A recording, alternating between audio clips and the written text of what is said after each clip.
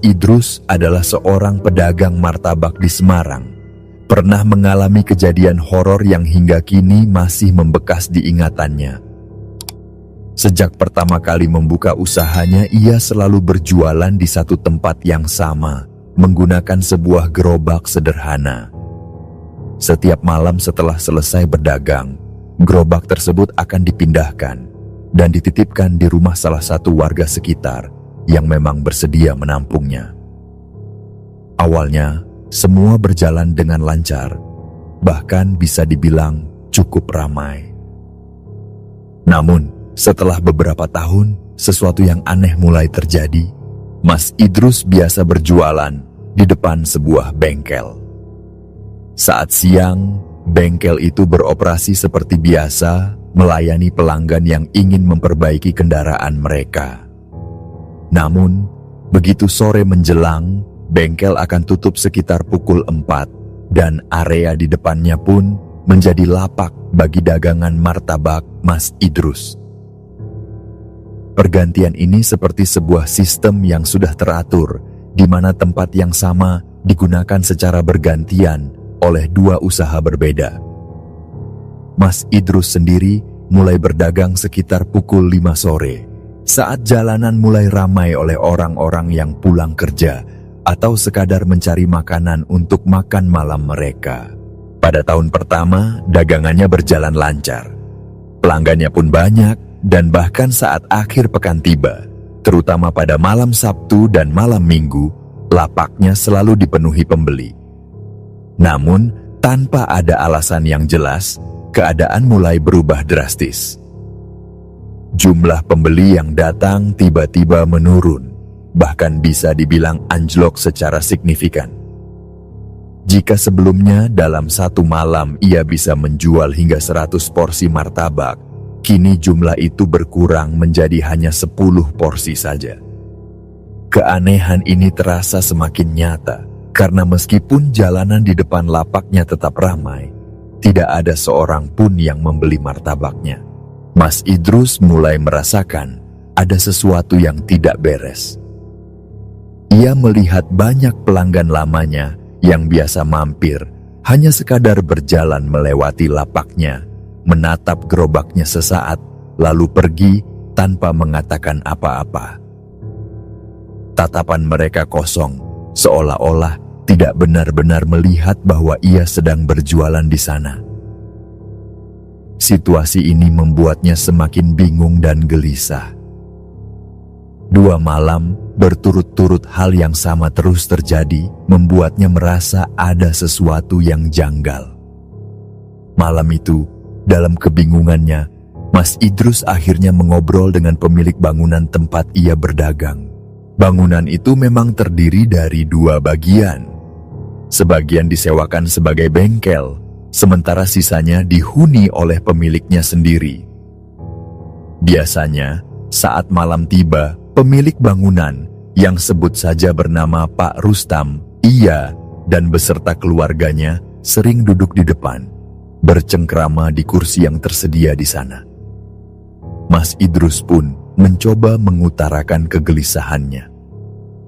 Ia merasa ada yang aneh dengan dagangannya belakangan ini, dan ia bertanya-tanya, apakah ada sesuatu yang salah? Pak Rustam mendengarkan keluhannya dengan penuh perhatian, lalu menyadari bahwa memang ada sesuatu yang berbeda malam itu. Ia mengatakan bahwa biasanya pelanggan tetap Mas Idrus selalu langsung datang tanpa ragu-ragu.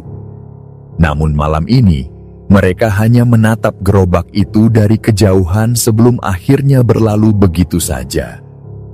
Hal ini pun diamini oleh anggota keluarga lainnya yang turut memperhatikan keanehan tersebut.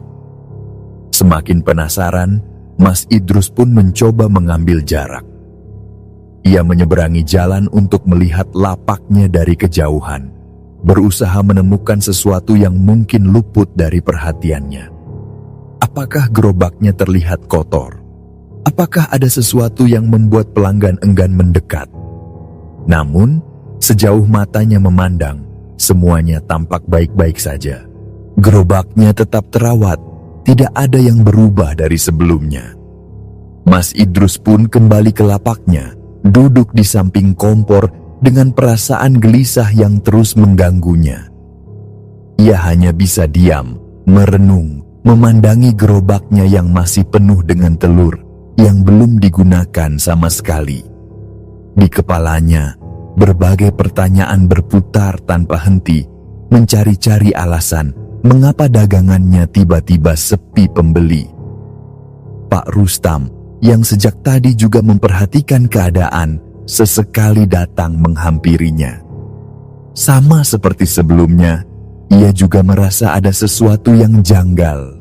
Ia mengungkapkan keheranannya, mengatakan bahwa biasanya lapak Mas Idrus selalu ramai, tapi malam ini tampak sepi luar biasa. Mas Idrus hanya bisa mengangguk, membenarkan perkataan itu dengan berat hati.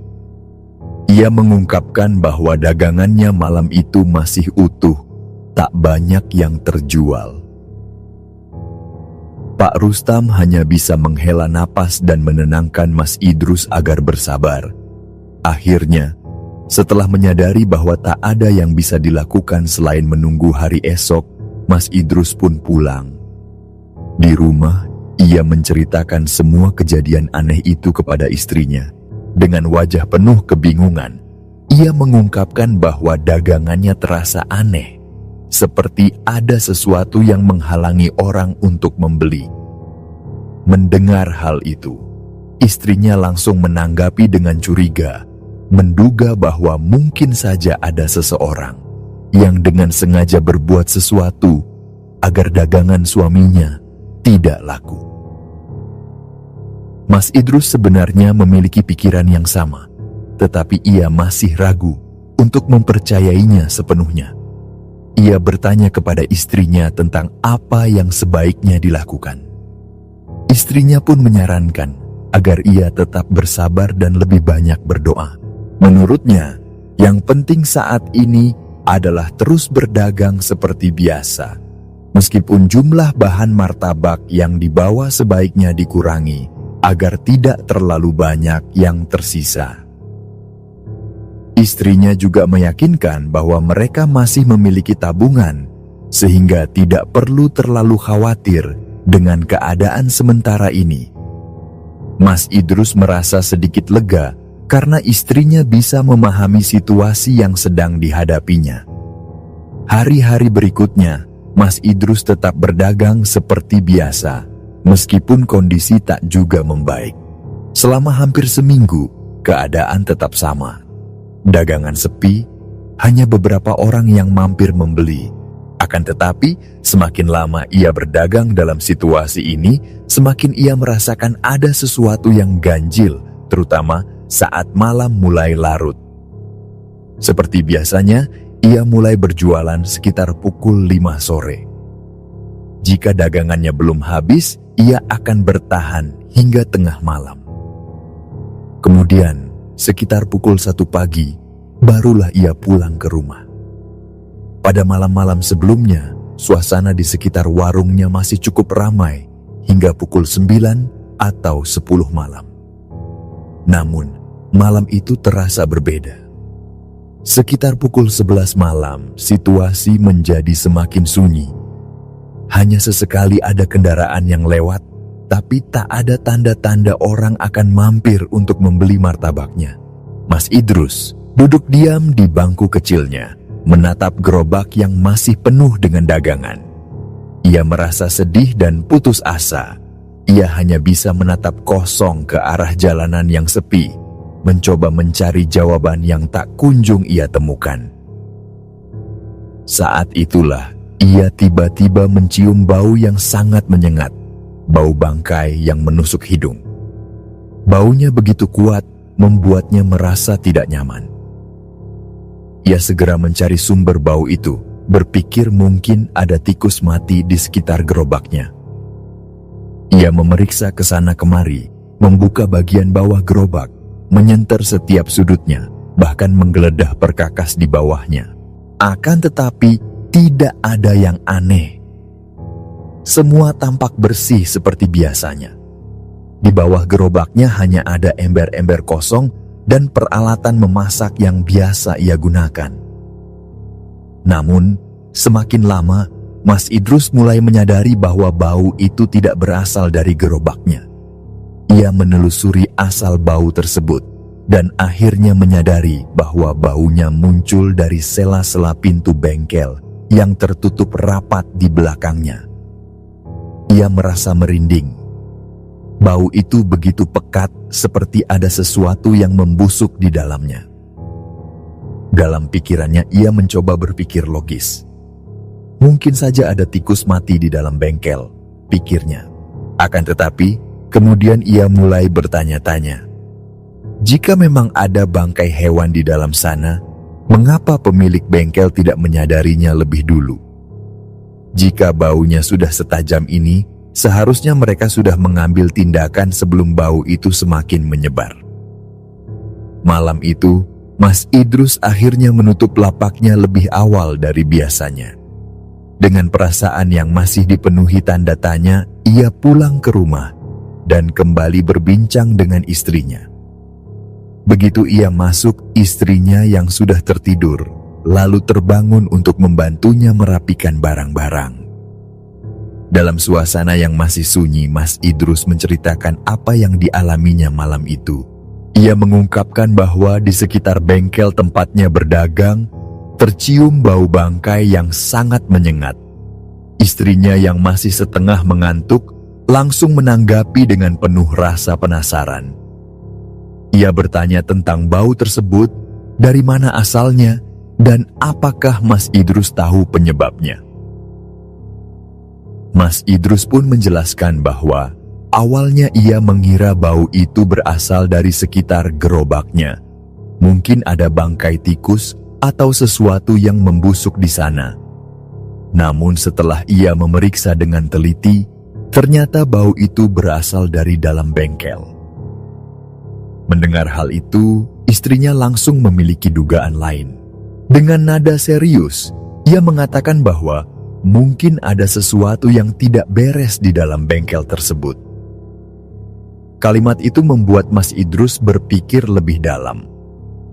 Awalnya, ia tidak ingin mengaitkan hal ini dengan sesuatu yang bersifat gaib atau mistis. Namun, setelah mendengar ucapan istrinya, pikirannya mulai terbuka pada kemungkinan itu. Dalam hatinya, Mas Idrus memutuskan untuk mencari tahu lebih lanjut. Namun, ia tidak ingin terlalu terburu-buru atau membuat istrinya khawatir. Ia kemudian memutuskan bahwa keesokan harinya, saat pergi ke pasar untuk membeli bahan dagangan, ia akan menyempatkan diri untuk mampir ke bengkel tersebut. Karena saat siang hari bengkel itu pasti buka. Keesokan harinya, seperti biasa, Mas Idrus pergi ke pasar untuk membeli berbagai keperluan dagangannya. Setelah semua bahan sudah dibeli, ia pun mampir ke bengkel yang menjadi tempatnya berdagang di malam hari. Namun, begitu sampai di sana, suasana bengkel tampak berbeda dari biasanya. Bukan karena banyaknya pelanggan yang sedang menservis motor mereka, melainkan karena suasana bengkel yang sedang ramai akibat sebuah kecelakaan kerja yang baru saja terjadi. Di dalam bengkel, tampak seorang mekanik yang mengalami kecelakaan cukup serius. Menurut informasi yang didengarnya, kejadian itu bermula ketika seorang mekanik sedang mencoba mesin motor yang rodanya masih menggunakan jeruji besi. Di saat bersamaan, mekanik lainnya sedang mencari kunci sok di antara motor-motor yang berjejer di bengkel. Tanpa sengaja, tangannya masuk ke dalam jeruji roda yang sedang berputar kencang.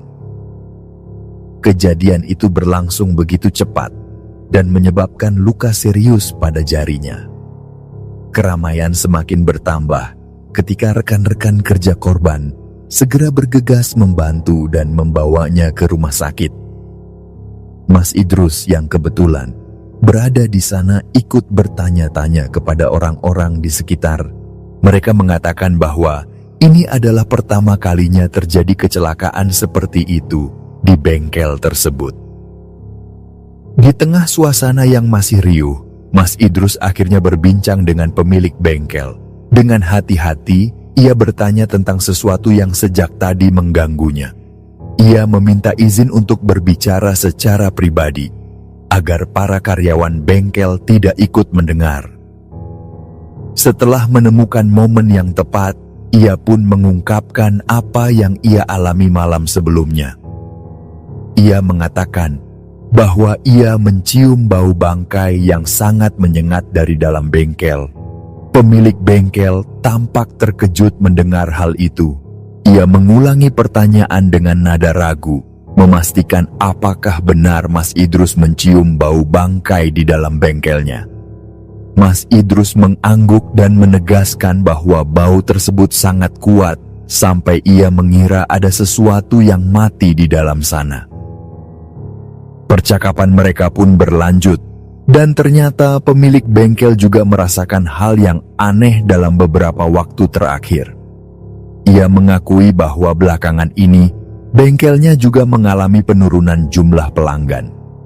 Ia mengatakan bahwa ia merasa ada yang tidak beres, karena ini pertama kalinya ia mengalami situasi seperti ini sejak membuka bengkel 5 tahun yang lalu. Mas Idrus dan pemilik bengkel semakin penasaran. Mereka mulai berpikir bahwa mungkin ada sesuatu yang mengganggu usaha mereka. Mas Idrus menceritakan bahwa istrinya menduga adanya gangguan non-fisik seperti guna-guna atau hal mistis lainnya. Pemilik bengkel pun tampak setuju dengan dugaan itu. Ia mengatakan bahwa di dunia usaha, terkadang memang ada orang-orang yang tidak suka dengan kesuksesan orang lain, sehingga memilih cara yang tidak baik untuk menjatuhkan usaha pesaingnya. Namun, pemilik bengkel justru merasa bahwa jika memang ada sesuatu yang dikirimkan dengan niat buruk, mungkin bukan hanya berdampak pada dagangan Mas Idrus saja, tetapi juga pada bengkelnya. Ia mulai berpikir bahwa kejadian kecelakaan yang terjadi hari itu bukanlah kebetulan. Selama 5 tahun ia menjalankan bengkel, belum pernah ada karyawan yang mengalami kecelakaan serius seperti ini. Ia merasa bahwa semua kejadian ini saling berkaitan, terlebih dengan bau bangkai yang tercium malam sebelumnya. Percakapan mereka semakin dalam, dan pemilik bengkel akhirnya memutuskan untuk menutup bengkelnya lebih awal hari itu. Ia ingin menenangkan diri dan mencari tahu lebih jauh mengenai kemungkinan adanya gangguan yang tidak terlihat. Hari itu, setelah berbincang dengan pemilik bengkel dan menyaksikan kejadian yang mengganggu pikirannya, Mas Idrus akhirnya pulang ke rumah. Setibanya di rumah, ia kembali bercerita kepada istrinya tentang apa yang terjadi di bengkel, termasuk kecelakaan yang menimpa salah satu mekanik di sana. Istrinya mendengarkan dengan penuh perhatian, dan seperti sebelumnya, ia tampak lebih tajam dalam memahami situasi. Ia langsung mengungkapkan dugaannya bahwa mungkin gangguan yang selama ini dirasakan tidak hanya ditujukan kepada dagangan Mas Idrus, melainkan kepada bengkel itu sendiri. Namun karena Mas Idrus berdagang tepat di depannya, efeknya pun ikut dirasakan. Mas Idrus sempat merenung sejenak, mempertimbangkan kata-kata istrinya. Ia masih ragu, tetapi kejadian-kejadian aneh yang terus terjadi memang sulit dijelaskan secara logis. Meski begitu, ia memilih untuk tidak terlalu memikirkan hal tersebut dan berharap semuanya kembali normal dengan sendirinya. Keesokan harinya, Mas Idrus tetap berjualan seperti biasa, namun dengan jumlah bahan yang jauh lebih sedikit dari biasanya. Dan anehnya, malam itu dagangannya laris manis. Pada awalnya saat ia mulai membuka lapak sekitar pukul 5 sore, keadaan masih tampak sepi. Akan tetapi setelah waktu maghrib berlalu, tiba-tiba banyak pelanggan datang dalam waktu yang hampir bersamaan. Karena dagangannya tidak sebanyak biasanya, semuanya cepat habis sebelum larut malam. Pak Rustam yang sering duduk di depan rumahnya pun turut heran melihat perubahan drastis ini. Ia sempat menghampiri Mas Idrus dan menyatakan keheranannya karena malam itu tiba-tiba ramai lagi. Mas Idrus mengiyakan dan merasa bersyukur meskipun ia hanya membawa sedikit dagangan. Pak Rustam pun berpendapat bahwa mungkin memang begitu rezekinya malam itu. Saat pulang, Mas Idrus kembali berbicara dengan istrinya. Istrinya sempat terkejut melihatnya pulang lebih awal dan mengira ada sesuatu yang terjadi. Namun, setelah mengetahui bahwa dagangannya habis lebih cepat, ia justru semakin merasa curiga. Dalam pikirannya sesuatu masih terasa janggal. Ia mengingat kecelakaan yang terjadi di bengkel pagi tadi, lalu menghubungkannya dengan perubahan mendadak pada usaha suaminya. Dengan raut wajah serius, ia mengungkapkan pikirannya bahwa mungkin kecelakaan itu adalah semacam tumbal. Ia berpendapat bahwa setelah kecelakaan itu terjadi, semuanya kembali normal, seolah-olah ada sesuatu yang sudah dibayar atau ditebus. Mas Idrus langsung menepis pemikiran itu. Ia tidak ingin berpikir sejauh itu, apalagi menuduh sesuatu yang tidak bisa dibuktikan. Menurutnya, pemilik bengkel adalah orang baik dan tidak mungkin melakukan hal semacam itu. Akan tetapi, istrinya justru semakin bertanya-tanya, jika bukan pemilik bengkel, lalu siapa yang mungkin berada di balik semua kejadian aneh ini? Keesokan harinya, situasi kembali seperti malam sebelumnya. Mas Idrus membawa lebih banyak dagangan dan anehnya, semuanya tetap laris. Kini ia bisa berjualan hingga pukul 8:30 malam sebelum akhirnya kehabisan stok. Ia mulai merasa lega karena semuanya tampak kembali normal. Namun, kejadian yang lebih aneh terjadi pada malam itu. Saat ia sedang membereskan gerobaknya, seorang pelanggan yang datang menjelang akhir penjualan berbicara kepadanya. Pelanggan itu mengungkapkan kebingungannya karena selama beberapa hari terakhir, ia dan istrinya selalu melewati tempat itu, tetapi tidak pernah melihat Mas Idrus berdagang. Mas Idrus terkejut. Ia tahu betul bahwa ia tidak pernah tutup, hanya saja dagangannya memang sepi. Pelanggan itu bersikeras mengatakan bahwa setiap kali ia melewati tempat itu, lapak Mas Idrus tampak kosong, tidak ada gerobak, tidak ada aktivitas apapun, seolah-olah Mas Idrus benar-benar tidak berjualan di sana. Mas Idrus mencoba mencerna perkataan tersebut. Ia kemudian mengingat bahwa pelanggan ini memang sering terlihat melintas, namun beberapa hari sebelumnya mereka hanya sekadar lewat dan menatap lapaknya tanpa berhenti. Kini semuanya mulai masuk akal. Mungkin selama ini mereka benar-benar tidak melihatnya, bukan karena tidak ingin membeli, tetapi karena ada sesuatu yang menghalangi mereka untuk melihat keberadaan gerobaknya. Untuk memastikan kebenaran ucapannya, Mas Idrus meminta pelanggan itu bertanya langsung kepada pemilik rumah di sana. Pak Rustam pun mengonfirmasi bahwa Mas Idrus tidak pernah berhenti berdagang dan selalu ada di tempatnya setiap malam. Pelanggan itu semakin bingung, begitu pula dengan Mas Idrus. Kemudian, malam ketiga setelah kecelakaan di bengkel, suasana kembali berubah. Jika sebelumnya dagangan Mas Idrus sempat ramai selama 2 malam berturut-turut, kali ini kondisinya kembali ambruk. Bahkan lebih buruk dari sebelumnya. Tidak ada satupun pelanggan yang datang membeli. Mas Idrus duduk termenung di bangku kecilnya, mencoba memahami apa yang sebenarnya sedang terjadi. Dari awal malam hingga mendekati tengah malam, tak ada seorang pun yang mampir, bahkan hanya untuk sekadar bertanya harga. Keanehan ini semakin terasa ketika Pak Rustam yang biasanya duduk di depan rumahnya pun akhirnya menghampiri. Ia menanyakan apakah sejak awal malam belum ada satupun pembeli yang datang. Mas Idrus hanya bisa mengangguk dan mengungkapkan kebingungannya. Mereka berdua saling bertukar pandangan, sama-sama tidak mengerti mengapa hal ini bisa terjadi. Pak Rustam merasa kasihan melihat Mas Idrus yang sudah duduk berjam-jam tanpa pembeli. Akan tetapi, ia sendiri tidak tahu bagaimana bisa membantu. Setelah berbincang sejenak, ia pun pamit kembali ke dalam rumahnya, meninggalkan Mas Idrus yang masih berharap setidaknya ada 1 atau 2 pelanggan yang mampir sebelum ia benar-benar menutup dagangannya malam itu. Mendekati pukul 10:30 malam, Mas Idrus akhirnya mulai menyerah. Ia berencana untuk segera menutup dagangannya lebih cepat malam itu. Dalam keadaan pasrah, ia duduk di belakang gerobaknya, bersandar sambil memandangi jalanan yang semakin sepi. Namun di saat itulah ia merasakan sesuatu yang aneh. Awalnya ia merasa ada sesuatu yang bergerak di kakinya, seperti ada sesuatu yang menggeliat perlahan. Dengan refleks, ia mengibaskan kakinya, mengira mungkin ada serangga yang menempel.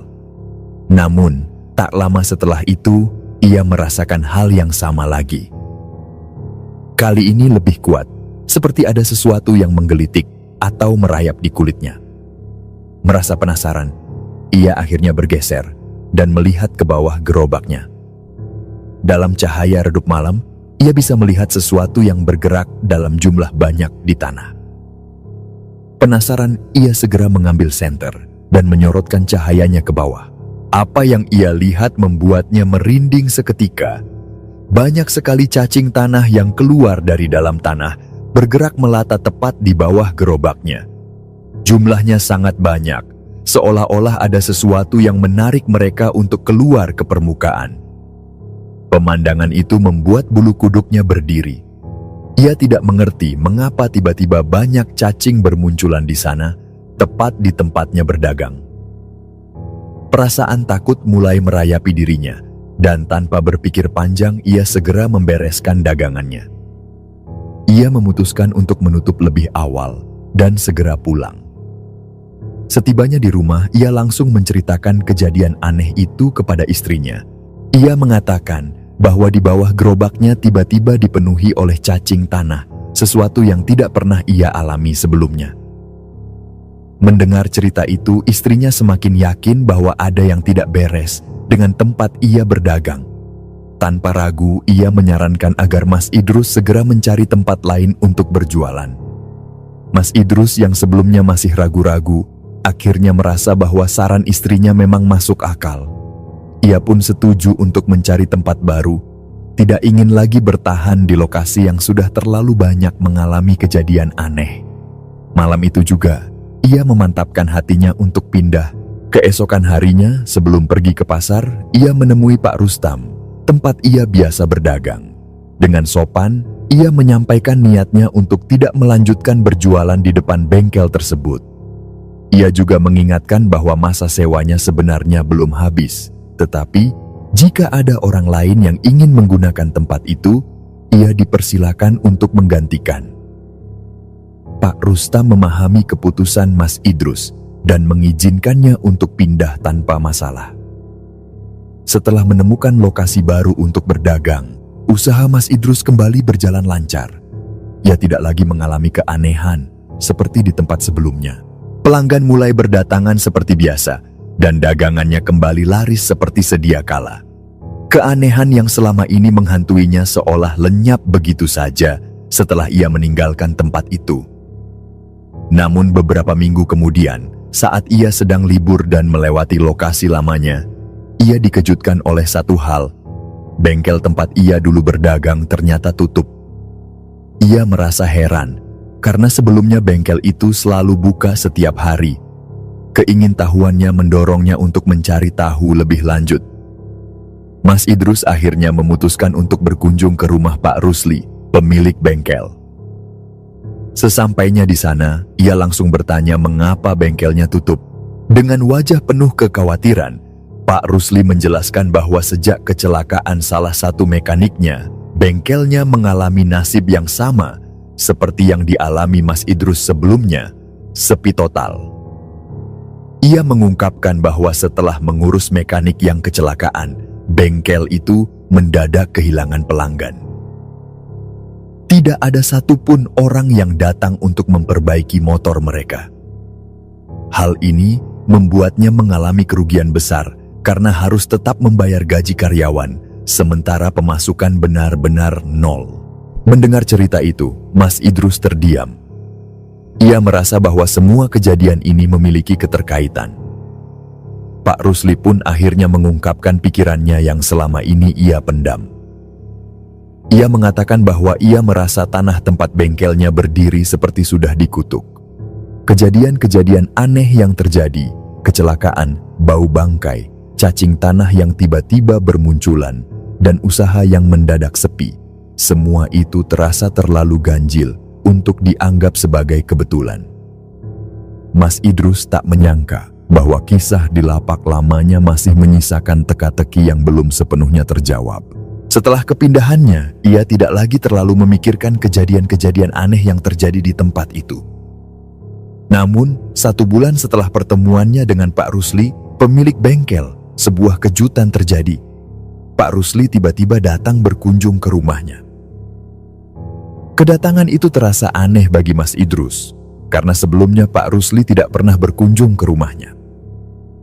Dengan wajah yang tampak serius, Pak Rusli mengatakan bahwa ia hanya ingin bersilaturahmi dan berbincang-bincang. Setelah mereka duduk bersama, barulah Pak Rusli mulai menceritakan sesuatu yang membuat Mas Idrus kembali teringat dengan tempat lamanya. Pak Rusli mengaku bahwa ia tidak tinggal diam setelah mengalami berbagai kejadian aneh di bengkelnya. Ia mencoba mencari tahu apa yang sebenarnya terjadi. Dan dalam proses pencariannya, ia bertemu dengan seorang kerabat yang memiliki pemahaman lebih dalam tentang hal-hal gaib. Orang tersebut memberikan penjelasan yang cukup mengejutkan. Tanah dan bangunan tempat mereka berjualan dan membuka usaha memang sudah tidak sehat lagi untuk ditempati. Menurut orang tersebut, baik siang maupun malam, tempat itu sudah dikehendaki untuk kosong. Saat malam, meskipun Mas Idrus berjualan di sana, banyak orang yang tidak bisa melihat lapaknya, seolah-olah lapak itu tidak pernah ada. Begitu pula dengan bengkel di siang hari, meskipun terbuka, tetap saja tidak ada pelanggan yang datang. Orang itu juga mengatakan bahwa mereka hanya perlu menunggu waktu, karena pada akhirnya, tempat itu akan dijual dan semua penghuninya akan pindah. Apa yang dikatakan oleh orang itu terbukti benar. Tak lama setelahnya, rumah tersebut benar-benar berpindah tangan. Mas Idrus yang berniat untuk sekadar bersilaturahmi dengan pemilik rumah lama, Pak Rustam, dan mendapati bahwa rumah itu sudah ditempati oleh orang lain. Dari penjelasan yang didapat Pak Rusli, mereka akhirnya sampai pada sebuah kesimpulan yang cukup mencengangkan, bahwa mereka memang dibuat agar tidak betah di tempat itu. Kontrak sewa mereka sebenarnya masih cukup lama, sekitar 4 hingga 5 bulan lagi. Namun entah bagaimana, situasi yang mereka alami seolah memaksa mereka untuk pergi lebih cepat. Pelakunya, jika dugaan itu benar, kemungkinan besar adalah Pak Rustam itu sendiri. Mas Idrus terdiam mendengar cerita itu. Ia merasa sulit percaya bahwa seseorang yang terlihat baik hati bisa melakukan sesuatu seperti itu. Ia tidak ingin menuduh tanpa bukti, tetapi jika memang benar seperti yang dikatakan oleh orang pintar itu, maka hal ini sangat disayangkan. Ia merasa bahwa jika Pak Rustam ingin mereka pergi, seharusnya cukup berbicara secara langsung, bukan dengan cara seperti ini. Waktu pun berlalu. Mas Idrus sudah mulai melupakan kejadian itu. Hingga suatu hari, saat ia dan istrinya sedang berjalan-jalan di salah satu mal di Semarang, mereka secara tak terduga bertemu dengan Pak Rustam. Pak Rustam, yang kini sudah tinggal di tempat baru, tampak terkejut saat melihat Mas Idrus. Tetapi dengan cepat ia menyapanya dengan ramah. Ia bahkan meminta Mas Idrus untuk sebentar minggir dan berbicara dengannya. Dengan wajah yang terlihat agak canggung, Pak Rustam itu tiba-tiba mengungkapkan permintaan maaf. Ia mengatakan bahwa ia merasa tidak enak hati mengenai masalah sewa tempat mereka yang lama. Mas Idrus terkejut mendengar permintaan maaf itu. Ia tidak langsung memahami maksudnya dan bertanya lebih lanjut. "Minta maaf kenapa, Pak?" Pak Rustam tampak ragu-ragu sejenak sebelum akhirnya menghela napas panjang. Pak Rustam itu akhirnya mengungkapkan semuanya. Dengan nada penuh penyesalan, ia mengakui bahwa apa yang terjadi di tempat itu memang bukan kebetulan.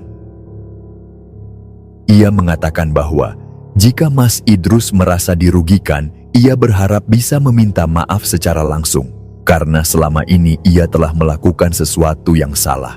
Ia menjelaskan bahwa rumah dan tanah tempat Mas Idrus dan Pak Rusli berusaha memang sudah lama ingin ia jual. Namun, karena masih ada penyewa yang bertahan, ia khawatir proses penjualan akan tertunda.